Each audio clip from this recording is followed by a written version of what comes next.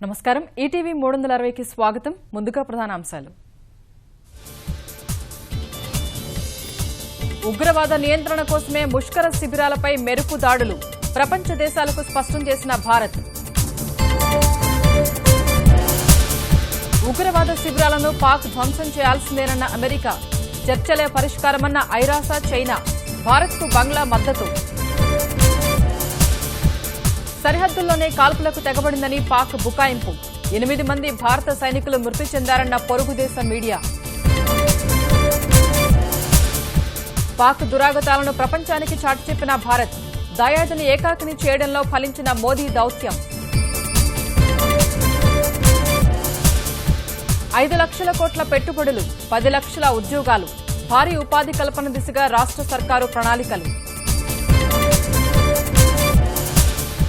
సత్వర అభివృద్ధి కోసం జిల్లా స్థాయిలో ప్రత్యేక వ్యవస్థలు యువ అధికారులతో డీడీయూల ఏర్పాటుకు ప్రభుత్వ యోచన చేయి కలిపారు పొదుపు బాట నడిచారు ఆదర్శంగా నిలుస్తున్న కర్నూలు రైతు మిత్ర సంఘాలు